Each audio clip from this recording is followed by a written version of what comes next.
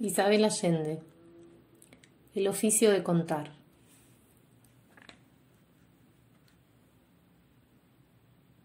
Es un placer conversar con ustedes, los locos que leen. Dicen que somos una especie en vías de extinción, porque la cultura del ruido y el apuro está acabando con nosotros. Pero la verdad es que cada día se publican más libros. Así es que debe haber muchos lectores secretos escondidos en los rincones del mundo. Algunos de nosotros preferiríamos estar en cama con un buen libro que con nuestra estrella favorita del cine. Pero no se preocupen, seguramente nunca tendremos la oportunidad de escoger. Nosotros, los lectores compulsivos, estamos unidos por un insaciable apetito de historias. Como los niños, deseamos sumergirnos en la magia de la narración, perdernos en el universo que nos propone el autor, sufrir y gozar con los personajes, que en algunos casos llegan a ser más importantes que los miembros de nuestra propia familia. No podemos vivir sin libros.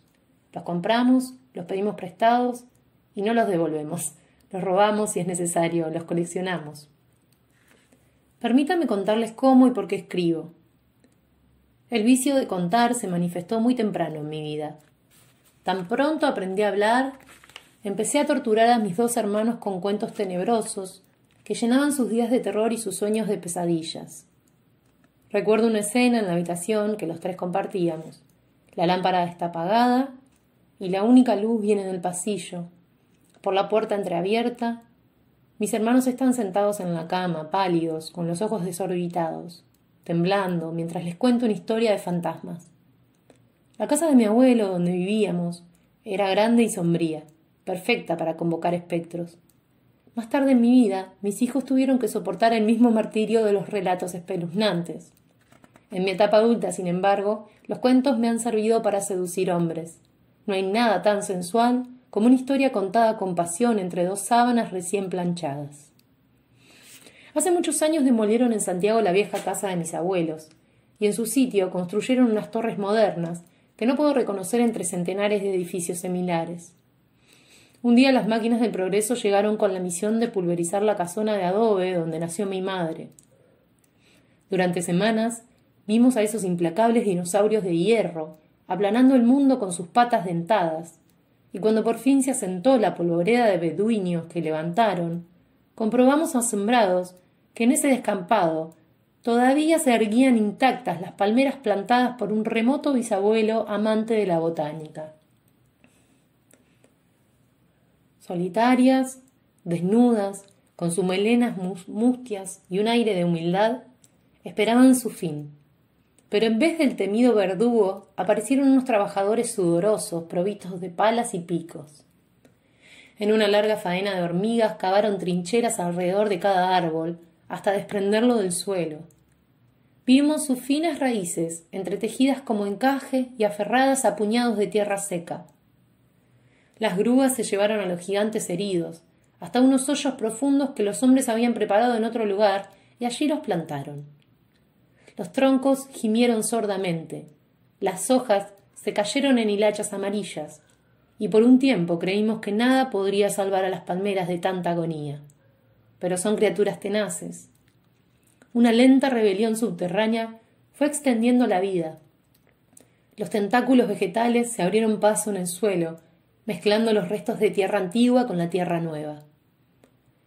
En una primavera inevitable, amanecieron las palmeras agitando sus pelucas y contorneando la cintura, vivas y renovadas a pesar de todo.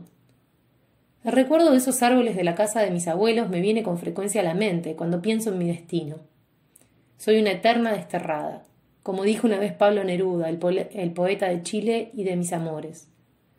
Mi suerte es andar de un sitio a otro, adaptarme y sobrevivir. Creo que lo logro porque mis raíces aún se aferran a puñados de mi tierra, como esas palmeras. Chile, mi país inventado, el país de los recuerdos y de la imaginación, viaja conmigo.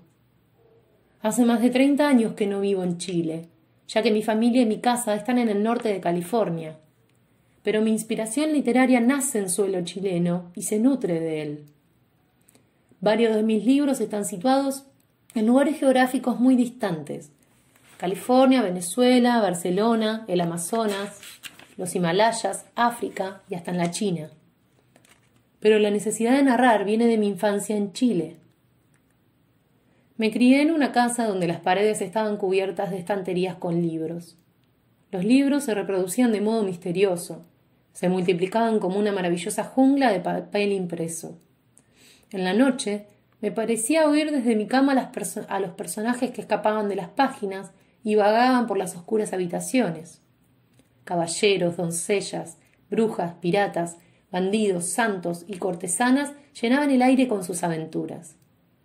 Una madrugada, durante uno de nuestros famosos terremotos, las estanterías se vinieron al suelo con terrible estrépito. Horrorizada, comprendí que los personajes no podrían encontrar el camino de regreso a sus páginas y se verían forzados a buscar refugio en el primer volumen a su alcance. ¿Se imaginan la confusión, el caos, el descalabro del tiempo y del espacio literarios? La imagen de esos personajes exiliados de su propio libro me ha perseguido desde entonces.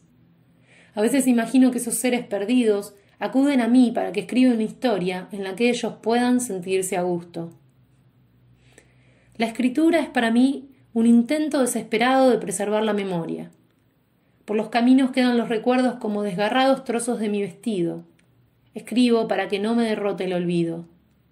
Cada día, al sentarme ante la pantalla en blanco de mi computadora, cierro por un instante los ojos y vuelvo a aquella casa donde me crié, al español de mi infancia, con su acento chileno, a las extraordinarias mujeres que me formaron, mi abuela, quien me enseñó a leer los sueños, mi madre, quien todavía me obliga a mirar los acontecimientos por detrás y a la gente por dentro, las viejas empleadas que me transmitieron los mitos y leyendas populares y me iniciaron en el vicio de las radionovelas, mis amigas feministas que en los años 60 y 70 conspiraban para cambiar el mundo, las periodistas que me dieron las claves del oficio. Con ellas aprendí que la escritura no es un fin en sí mismo, sino un medio de comunicación. ¿Qué es un libro antes de que alguien lo abra y lo lea? Solo un atado de hojas cosidas por el canto. Son los lectores quienes le instilan el aliento de la vida. Casi todos mis libros se gestan a partir de una impresión o una emoción profunda que me acompaña por largo tiempo.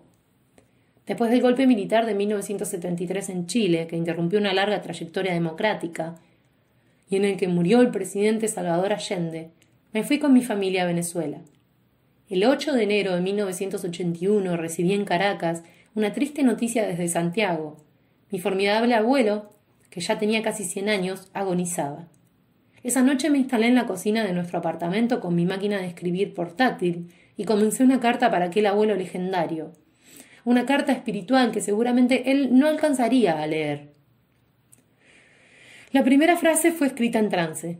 Mis dedos volaron sobre el teclado y antes que alcanzara a darme cuenta había escrito: Barrabás llegó a la familia por vía marítima. ¿Quién era ese Barrabás? ¿Y por qué llegó por vía marítima? El único con ese nombre fue un perro enorme, un gran danés que, según cuentan, vivió en mi familia antes de que yo naciera. ¿Qué tenía que ver Barrabás en una carta de despedida a mi abuelo? Aún no lo sabía, pero con la confianza del ignorante, seguía escribiendo sin pausa. En esa época yo trabajaba 2 turnos, 12 horas al día en una escuela, pero las noches eran mías. Después de cenar me encerraba a escribir sin esfuerzo, sin pensar. Mi abuelo murió y seguí escribiendo. Al cabo de un año había 500 páginas sobre la mesa de la cocina, un manuscrito gordo, sucio, desordenado. Ya no era una carta, parecía más bien un libro. En la soledad del exilio quise recuperar mi país, resucitar a los muertos, reunir a los dispersos.